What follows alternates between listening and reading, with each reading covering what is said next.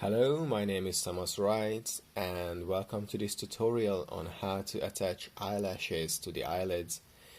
As you can see, the eyelashes perfectly follow the eyelid geometry. It is a very simple and straightforward method.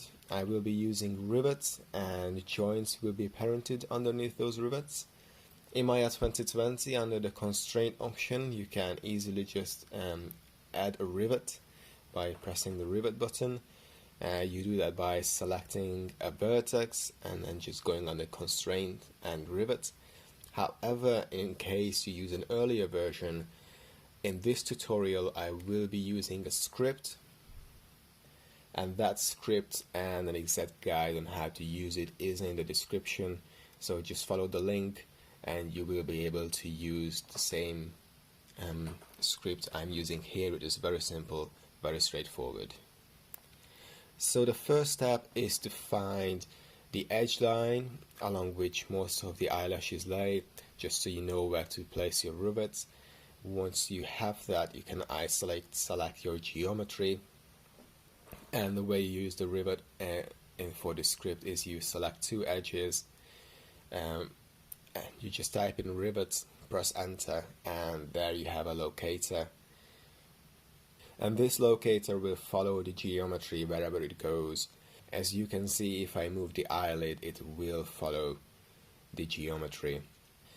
So now I'm just creating the rest of the rivets by selecting two edges and then pressing the G key, and that repeats the previous action.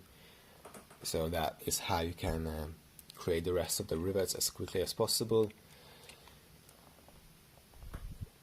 And now that I have all my rivets, I select all of them, and in the channel box I reduce their sizes so that it is a bit easier to see what is happening. And as you can see, when I test it out, the rivets do follow the eyelid geometry. So now I select just the locators, and once I find the rigging menu, using the create join tool, I place joints directly on top of the rivets. I do that by holding down the V key and pressing the left mouse button, and then the joints will be directly on top of the rivets. And now I select the joints, shift select the rivets, and press the P key to parent it, and just go through all of these one by one. I like to go from the last joint created towards the first, so it is a bit easier. And once I have all of these done, I can test it again, and you will see that the joints do indeed follow the eyelids. So now I just select all the joints and then shift select the eyelash geometry, and then I go into the bind skin options and go through all that. I use selected joints because there is no joint hierarchy. Classic linear method is fine, it's not too straining on the system. Max influences 2 should be enough, we don't need any more than that. And the drop off rate, depending on your mesh size, 1 or 2 is fine. I will use 2 in this case, and then just hit apply. And as you will see, now the eyelashes follow the eyelids, just as you would expect eyelashes to do so. You can see on the right hand side that we have a couple of issues which can be solved by painting skin weights.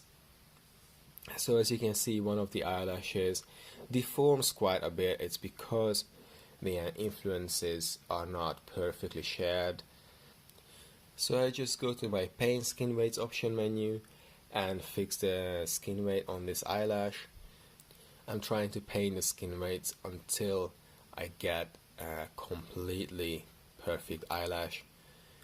As you can see, I'm struggling a little bit with this one, but I decided to just select the vertices and flood completely the whole eyelash as it was, and now it is a lot better. As you can see, it is not 100% perfect.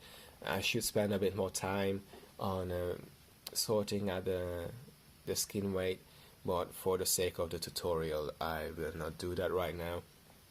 You can also see some of the eyelashes in the corner of the eye are acting a bit weird.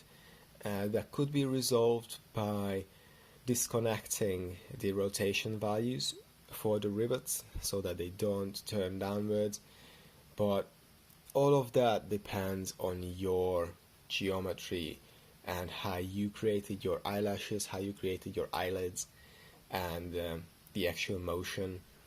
So there is no point in me going through all that, and that is all just a matter of painting skin weights and fixing the rivets to work the way you want them to. In the end, I hide all the rivets and joints and group it together with the eyelash geometry, name it according to my naming convention, and as you can see, the eyelashes work perfectly fine. So that is it. I hope you find this tutorial useful. If you have any questions or comments, please leave them in the comment section down below. And thank you for watching.